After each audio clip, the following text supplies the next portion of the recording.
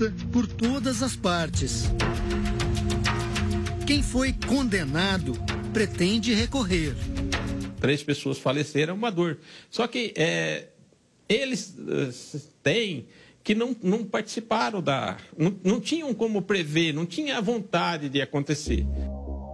As famílias das vítimas não se conformam com as mortes que poderiam ter sido evitadas e com uma pena considerada por eles como branda demais. Estamos recorrendo. Muito a menos.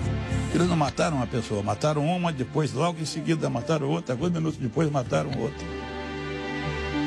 Pedro tinha 36 anos e trabalhava com o pai numa imobiliária em Campinas, no interior de São Paulo.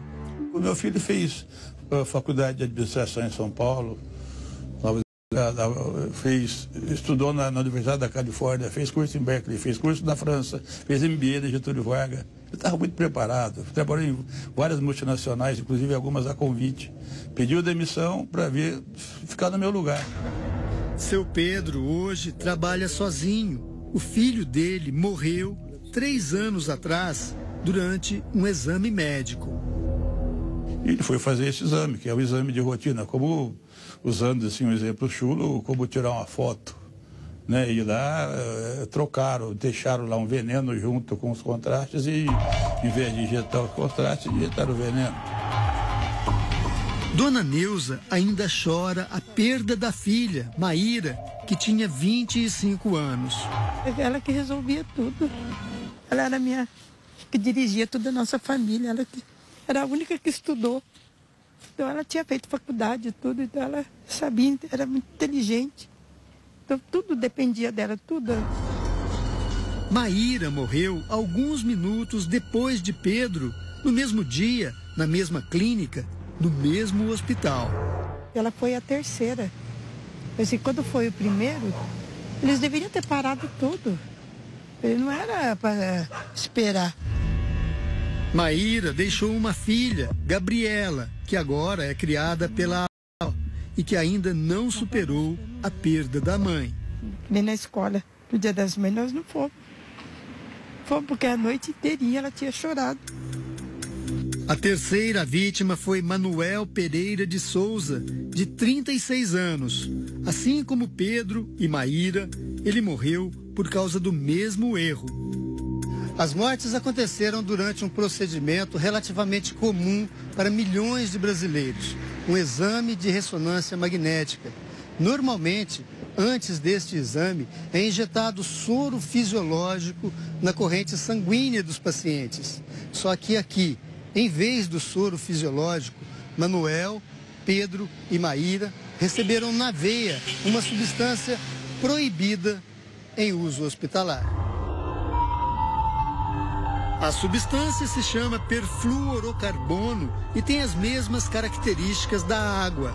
É líquida, incolor e não tem cheiro. Rafael Lanaro, bioquímico que identificou a substância na corrente sanguínea das vítimas, diz que o perfluorocarbono tem uso restrito, somente para fins industriais. É uma substância que é utilizada em circuitos elétricos para baixar a temperatura, resfriar, em procedimentos para detectar vazamentos em tubulações, ou seja, é uma substância que é utilizada em meio industrial. O caso foi investigado pelos delegados Cibele Sanches e Antônio Carlos Palmieri. Eles descobriram que o perfluorocarbono foi usado por engano porque estava num recipiente exatamente igual ao do soro fisiológico. Durante a ressonância magnética, o soro fisiológico é injetado para facilitar a circulação do contraste, que melhora a qualidade da imagem e ajuda a diagnosticar com maior eficiência eventuais doenças ou lesões.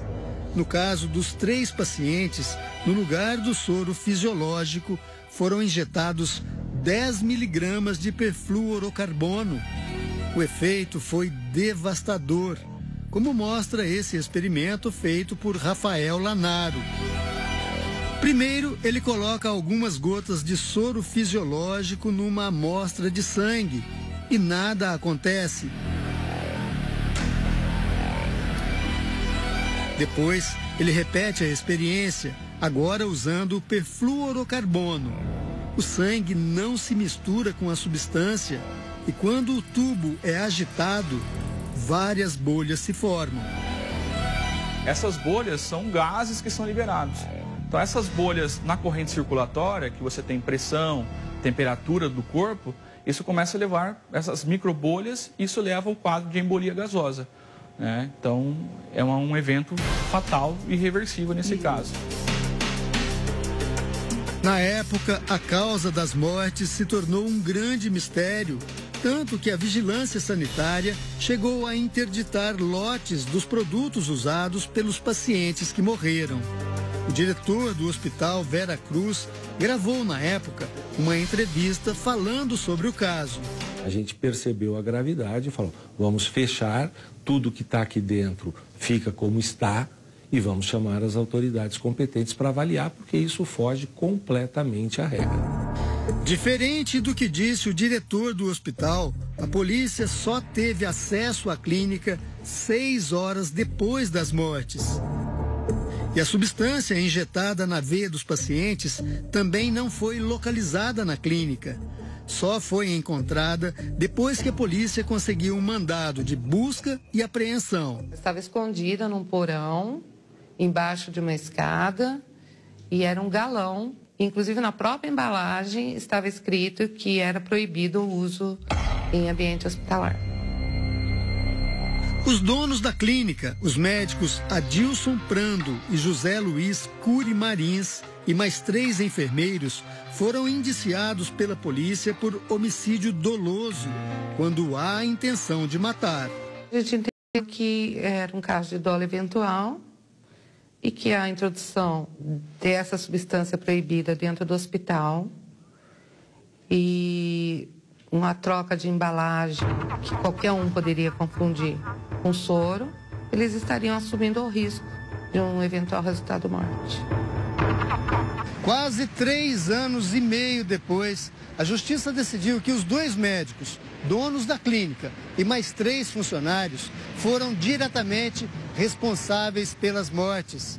Todos foram condenados por homicídio culposo, quando não há intenção de matar.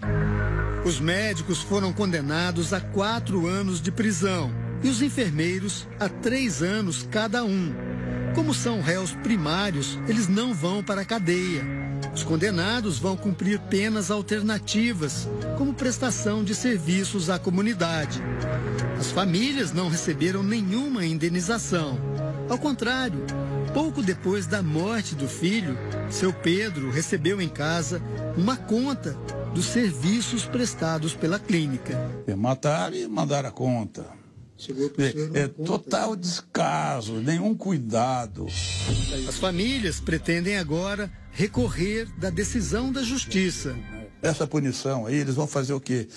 Ficar brincando de mandar cesta básica aí para alguém, fantasiar de serviço comunitário e está tudo certo. É assim que se pune uma pessoa.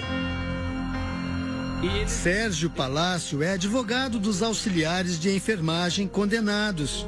Ele também vai recorrer porque acredita que os funcionários da clínica foram induzidos ao erro.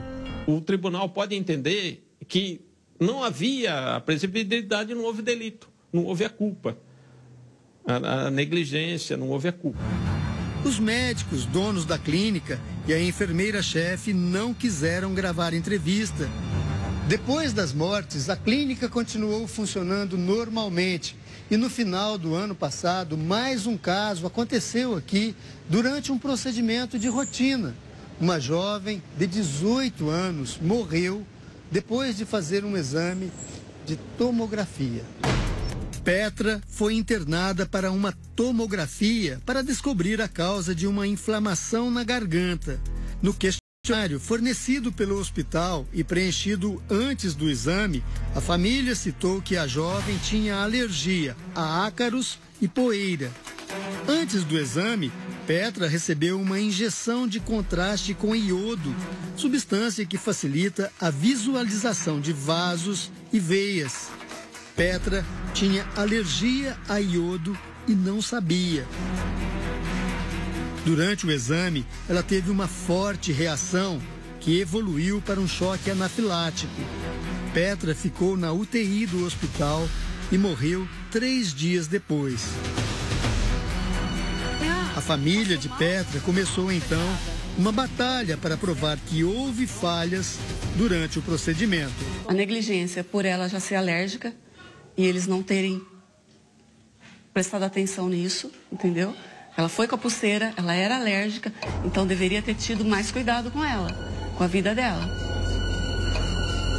O hospital se defendeu com uma nota, onde diz que aplicou o questionário formal e foi negado alergia a contraste iodado e alimentar. No caso de Petra, a decisão da justiça ainda deve demorar. Como punir um erro médico?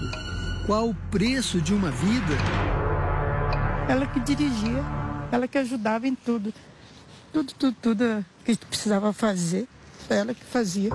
Ele não machucou, ele não morreu, simplesmente deixou uma viúva, deixou um pai, deixou uma mãe, deixou um projeto de vida, deixou nosso sonho do futuro, nosso projeto de vida.